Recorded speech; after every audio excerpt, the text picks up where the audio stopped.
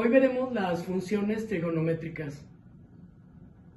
Para iniciar con este tema debemos de recordar que se aplican a un triángulo rectángulo. Este triángulo rectángulo tiene un ángulo de 90 grados y está complementado en este caso por un ángulo alfa y otro que le llamaremos gamma. Estos tres ángulos suman 180 grados. Debemos de recordar que los ángulos internos de un triángulo valen o son 180 grados. Cuando tenemos el ángulo alfa, el cateto opuesto va a ser el lado que sea opuesto al ángulo. En este caso es alfa, su cateto opuesto sería B y su cateto adyacente sería el que está a un lado.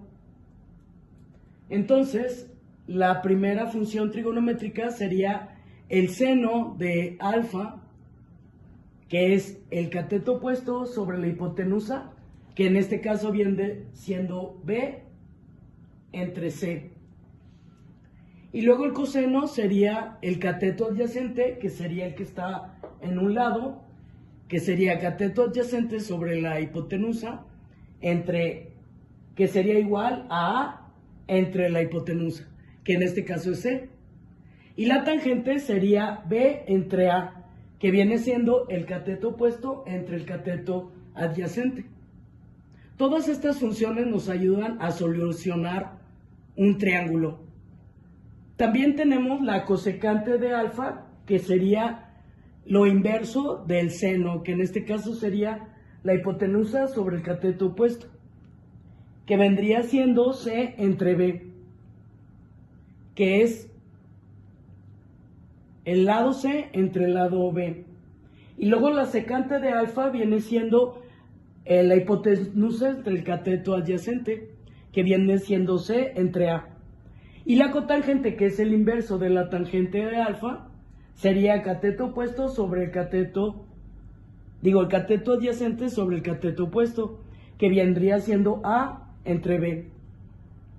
Ahora, para analizar el ángulo gamma, tendríamos que su cateto adyacente es B y su cateto opuesto viene siendo ahora A.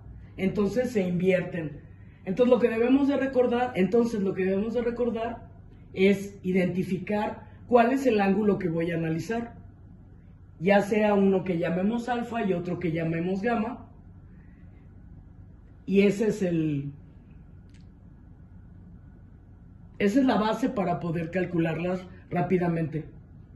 Ahora, si voy a analizar el ángulo gamma, sería el seno de gamma es el cateto opuesto sobre la hipotenusa, que es C, y el coseno sería el cateto adyacente sobre la hipotenusa, que viene siendo C, que correspondería a B entre C.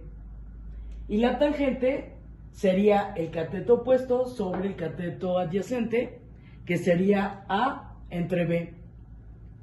La cosecante sería el inverso del seno de gamma, que sería la hipotenusa sobre el cateto opuesto, e invertimos C entre A.